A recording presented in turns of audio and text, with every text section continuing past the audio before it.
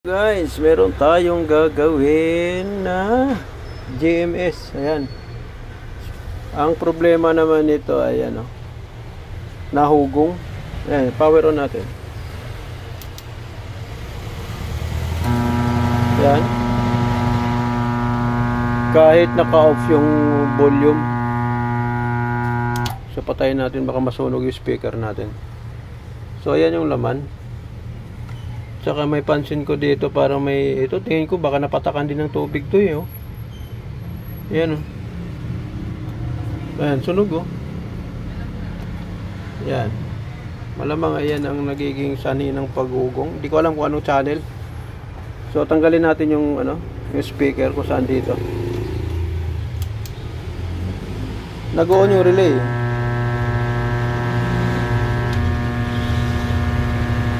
So parehas sila. Mas malakas lang yung kabila.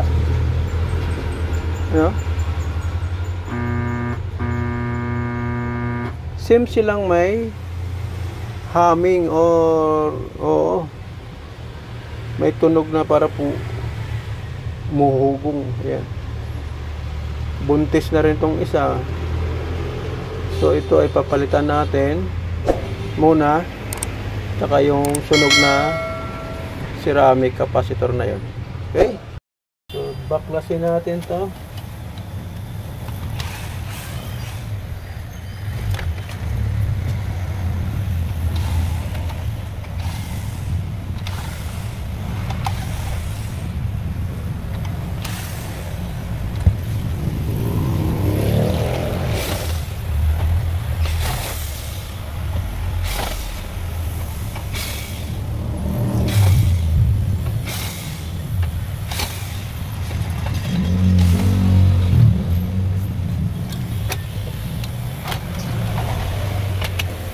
Hugutin muna natin itong mga connector nya para mabilis tayong makagalaw.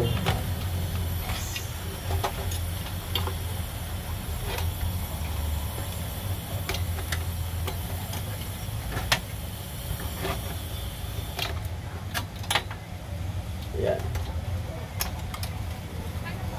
So, tabihin muna natin to para ito yung ating pagpukusan.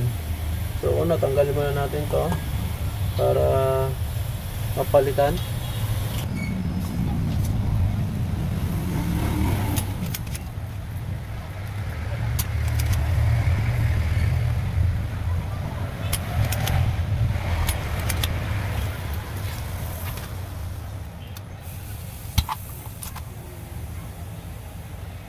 Tulis na ng ibabaw eh. Palitan na natin talaga yan. Then itong ceramic na 104 picofarad. Ay! Oo, tama. 104 picofarad.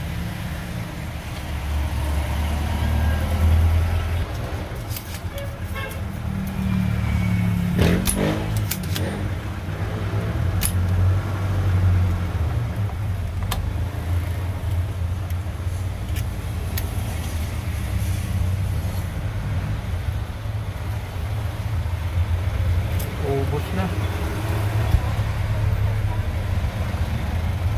Pud na siya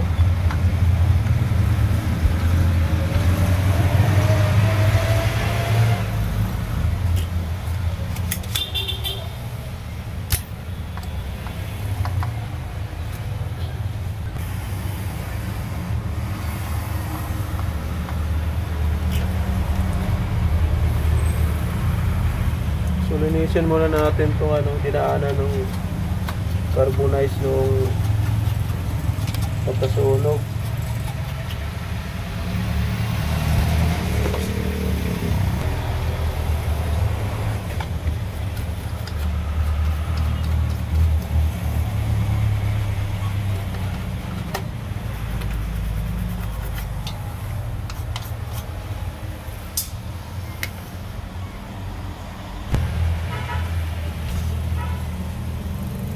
May nakita tayo na 104 na pamalit. Ito yung kinuha lang natin doon sa board.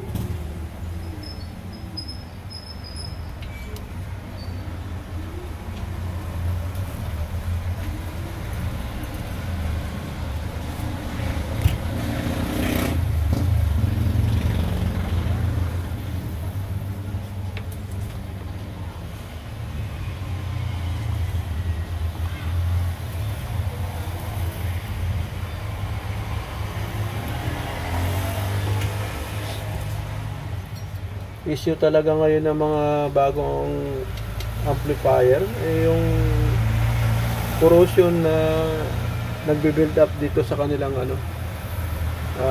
copper or copper line sa layout niya to. Ito yung nagkukos talaga ng sira kuminsan ayan so linis-linisin na lang natin to.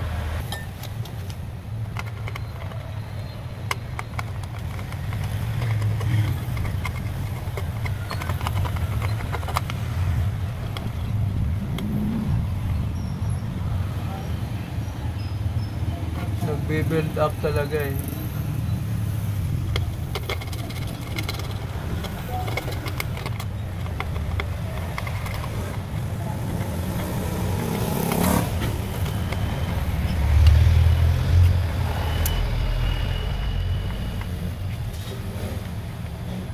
Resolder muna natin itong mga medyo manipis na nahina ngayon.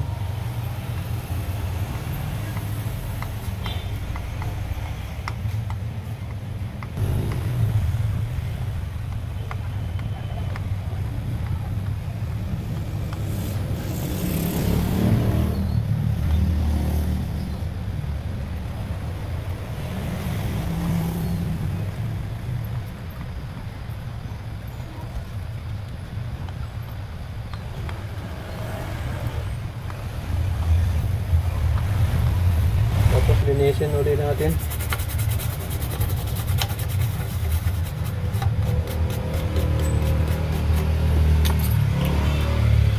May natira pang dalawa na butas.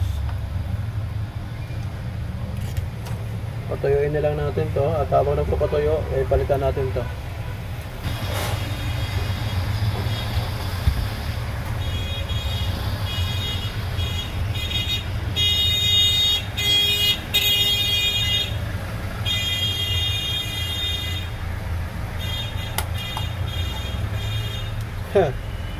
Mas malaki itong akin kasi 80 volts, same naman yung brand nila pero mas malaki kasi yung mas mataas yung voltahe nitong isa kaya mataas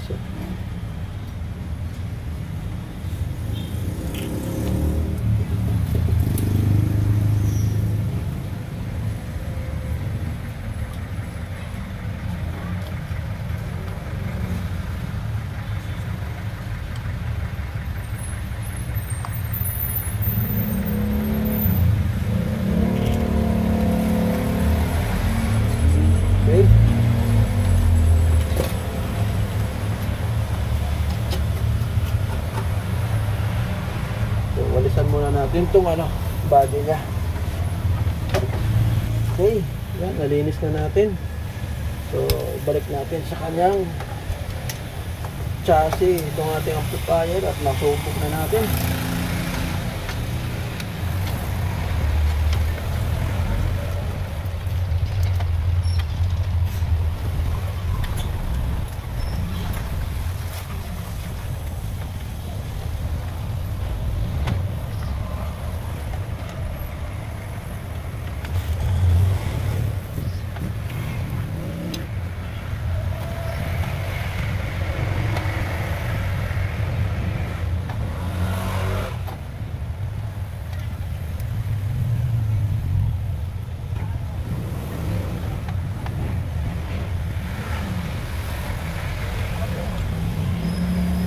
So tingnan natin maigi yung mga kinakabit natin, baka magkamali tayo.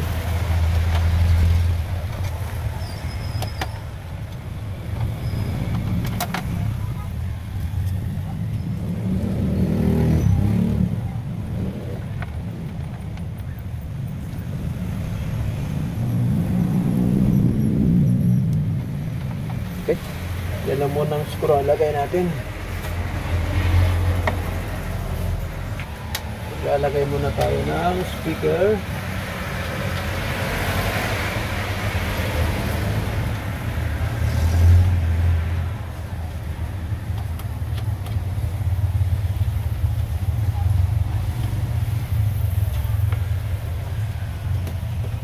left and right na para hindi na tayo palipat-lipat ng wire.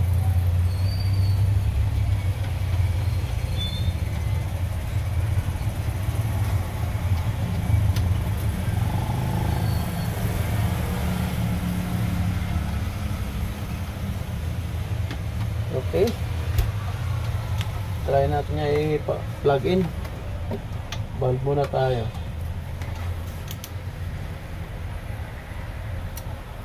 Yun, nag-on na yung relay. Wala na yung ano, yung humming or yung ingay na narinig natin na parang nagmumotor boating siya. Okay. Maglalagay tayo ng input.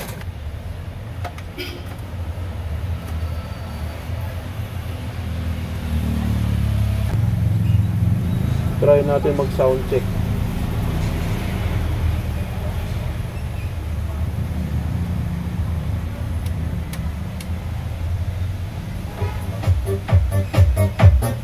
Yun.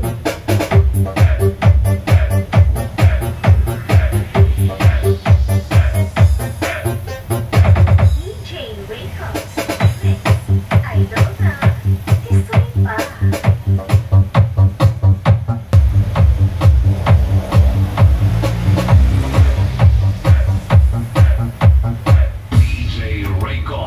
Remix.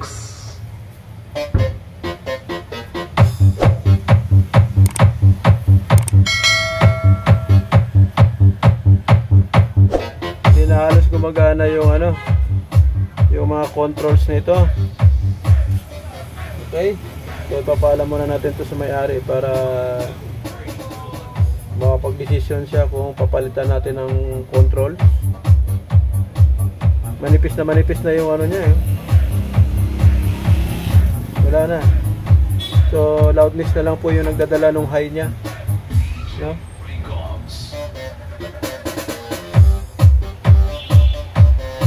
Okay.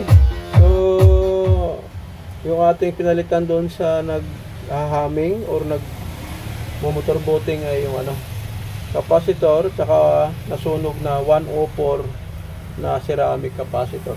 So puro capacitor po pinalitan natin. Yan.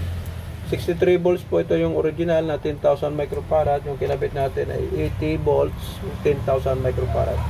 Same brand po, Rubicon. Okay. So ito na lang yung papaalam natin kung papalitan pa ng may-ari o hindi na itong mga controls. Thanks for watching guys, and don't forget to follow.